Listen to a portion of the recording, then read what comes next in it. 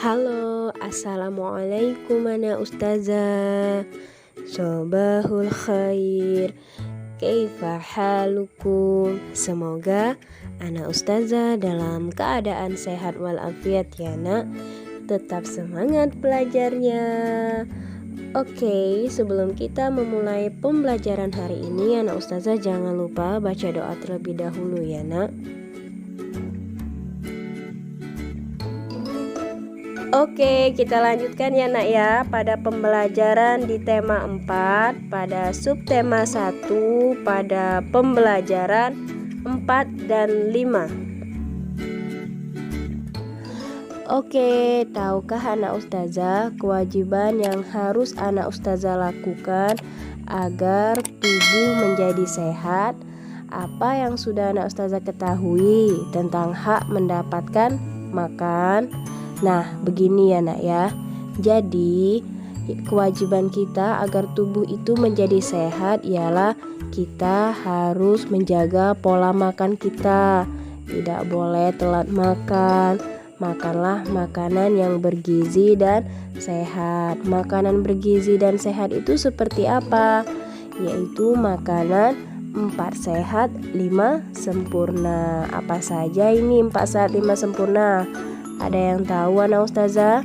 Ya, yaitu ada nasi, lauk pauk, sayuran, buah-buahan, dan susu. Jadi kalau tubuh kita sehat, maka kita akan dapat mudah bergerak, beraktivitas, dan juga dapat belajar. Selanjutnya, bacalah permasalahan berikut ini dan berilah saran yang sebaiknya dilakukan. Jadi di sini ada pernyataan ya nak ya. Ada 1 sampai 5 soal pernyataan dan tugas anak ustazah silakan diberikan saran yang terbaik menurut anak ustazah ya nak ya. Kemudian setelah anak ustazah memberikan saran yang terbaik, tugas selanjutnya anak ustazah diminta untuk menjodohkan kalimat-kalimat berikut ini dengan permasalahan yang di atas. Jadi di sini ada pernyataannya dan silakan anak ustazah jodohkan, tapi dengan menuliskan nomornya saja ya nak ya, sesuai dengan pernyataan yang di atasnya. Oke. Fahimtum sampai sini anak ustazah? Kita lanjut. Setiap malam Udin dan keluarganya makan malam bersama. Udin berbahagia karena bisa makan malam bersama keluarganya. Usai makan malam, ia berpikir tentang kewajiban dan haknya berkaitan dengan makanan. Nah, anak ustazah, berikut kewajiban dan hak tentang makanan. Lalu bantulah Udin memilih mana yang kewajiban dan mana yang hak. Salinlah kembali pada tempat yang tersedia. Jadi di sini ada 10 pernyataan yang menunjukkan kewajiban atau hak ya nak ya. Kemudian dari 1 sampai 10 ini anak ustazah pilih kira-kira bersyukur atas semua makanan yang ada itu termasuk bagian kewajiban atau hak. Jadi tulis di pada kolom yang tersedia ini ya nak ya. Misalnya saja soal nomor 1 yaitu tadi bersyukur atas semua makanan yang ada, itu merupakan termasuk dari kewajiban. Jadi nomor 1 itu silakan ditulis pada kolom kewajiban. Nah, selanjutnya dari nomor 2 sampai 10 silakan anak ustazah tentukan mana yang termasuk kewajiban dan mana yang termasuk hak. Silakan dikerjakan anak ustazah. Selanjutnya, kamu sudah mempelajari kewajiban dan hak yang berkaitan dengan makanan. Pernahkah anak ustazah melakukannya di rumah? Jika pernah, silakan diceritakan ya nak ya, singkat saja, tidak perlu panjang. Seperti apa pengalaman anak ustazah tentang makanan? Nah, anak ustazah boleh dijawab seperti ini, seperti ustazah ini, atau jika anak ustazah ada cerita lain atau mau buat cerita sendiri juga tidak apa-apa ya nak ya. Oke, selanjutnya setelah makan malam, Udin membaca buku. Pada pukul 8 malam, Udin pergi tidur. Udin memiliki kewajiban untuk beristirahat. Mengapa istirahat itu penting? Maka jawabannya adalah badan menjadi segar dan juga badan menjadi lebih sehat, tidak mudah lelah dan tidak mudah mengantuk. Jadi penting sekali untuk istirahat itu ya nak ya. Nah di sini anak ustazah diminta untuk menuliskan 3 manfaat istirahat. Ini sudah ustazah contohkan. Tapi kalau anak ustazah ada jawaban yang lain boleh ditambahkan, itu lebih baik ya nak ya. Selanjutnya, pernahkah kamu tidak tidur di malam hari? Apa akibatnya? Bagaimana rasanya jika kamu tidur dengan nyenyak? Jadi anak ustazah, kalau kita tidak tidur semalaman, maka ketika saat bangun tidur itu tubuh kita akan merasa sakit, lelah, letih, dan mata akan menjadi berkantung atau mengantuk ya nak ya. Jadi akibatnya itu tidak baik untuk kesehatan. Tidur yang baik itu ialah minimal 8 jam ya nak ya. Jadi anak ustazah sekitar pukul 8 atau paling malam itu pukul 9 boleh tidur. Tapi setelah isya ataupun pukul 8 ya nak ya, boleh tidur. Nah, bagaimana rasanya jika kamu tidur dengan nyenyak? Maka rasanya itu nak, saat kita bangun tidur tubuh kita akan menjadi lebih segar ya. Jadi tidur yang nyenyak itu membuktikan bahwa anak ustazah sudah tidur dengan waktu yang cukup. Oke, selanjutnya mari kita baca teks bacaan tentang rumah tempat berlindung secara bersama ya nak ya. Anak ustazah perhatikan buku tematiknya dan kita sama-sama baca. Oke. Setiap orang wajib melindungi dirinya dari bahaya. Salah satu tempat berlindung adalah tempat tinggal.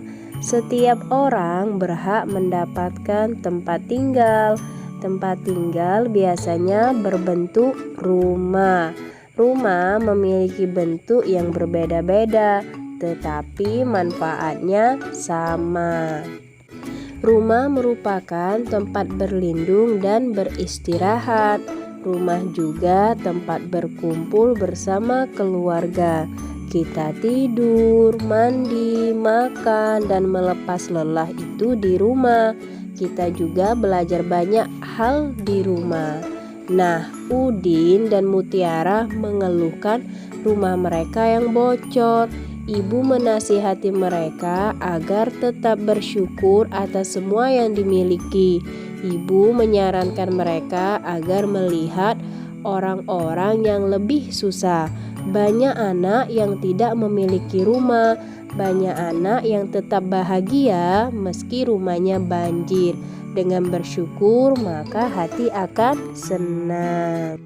Nah anak ustazah, dari teks bacaan yang telah kita baca tadi, anak ustazah garis bawahi mana kalimat yang menunjukkan saran. Kemudian tuliskanlah saran dari anak ustazah untuk sikap Udin dan Mutiara yang mengeluhkan rumah mereka yang bocor. Kira-kira menurut anak ustazah saran yang baik untuk Udin dan Mutiara itu seperti apa? Jadi silakan ditulis ya nak ya. Oke, selanjutnya yang bagian bawah sekali itu jelaskan maksud kalimat-kalimat tersebut di depan kelas. Misalnya kalimatnya bersyukur maksudnya adalah melihat semua yang dimiliki sebagai karunia Tuhan. Kita menerima semuanya, tidak mengeluh dan gembira atas apa yang ada. Nah, sekarang anak ustazah telah membaca penjelasan pada teks percakapan di halaman 33 tadi ya nak ya. Sekarang tuliskan penjelasan temanmu. Nah, karena di sini kita tidak melakukan diskusi atau menyampaikan secara langsung di depan kelas, maka ustazah langsung mengambil kesimpulan dari teks di rumah tempat berlindung. Jadi mengambil kalimatnya pada teks bacaan yang telah kita baca ini ya nak ya, yang ustazah rangkum. Jadi ini silakan anak ustazah tinggal disalin saja. Tapi meskipun disalin, anak ustazah juga meski pahami apa yang telah ustazah tulis. Oke, silakan disalin ya anak ustazah dan dipahami juga. Oke, selanjutnya kamu wajib bersyukur memiliki tempat tinggal. Tempat tinggal akan melindungi dirimu dari bahaya. Kamu juga wajib merawat dan melindungi tempat tinggalmu. Apa saja kewajiban dan hakmu berkaitan dengan tempat tinggal? Nah, sekarang di bawahnya itu ada tentang kalimat-kalimat yang merupakan kewajiban atau hak. Jadi di sini ada pernyataan ya nak ya. Apakah pernyataan ini menunjukkan kalimat tentang kewajiban atau lebih menunjukkan tentang hak? Misal nomor 1 ustazah contohkan, bersyukur karena memiliki tempat tinggal. Ini termasuk kewajiban atau hak ya nak ya? Jawabannya adalah kewajiban. Jadi bersyukur itu merupakan kewajiban kita, dan bersyukur itu juga termasuk pengamalan dari sila pertama, yaitu ketuhanan yang Maha Esa. Jadi anak ustazah silakan ditulis jawabannya, dibuat kurung ya nak ya. Dalam kurung nomor 1 itu yaitu kewajiban. Nah, selanjutnya coba anak ustazah kerjakan. Oke anak ustazah. Kemudian, apakah anak ustazah memiliki kewajiban atau hak lain di rumah? Nah, tuliskan ya nak ya di tempat yang tersedia. Nah, ini juga contohnya salah satu kewajiban atau hak anak ustazah jika di rumah. Kira-kira yang seperti ini sudah anak ustazah kerjakan belum ya di rumah? Nah, seperti ini ya nak ya, kewajiban di rumah dan hak kita di rumah. Boleh ditambahin lebih banyak tidak apa-apa, atau boleh ditulis seperti ini juga tidak apa-apa. Oke, lanjut. Yang terakhir ini nak ya. Ayah Udin ingin rumah mereka nyaman. Ia berencana merapikan pagar rumah mereka. Ayah Udin membutuhkan 980 batu bata. Ia memiliki beberapa batu bata di rumah. Ayah membeli kekurangannya di toko bangunan. Berapa batu bata yang mungkin Ayah Udin miliki dan berapa yang harus dibeli?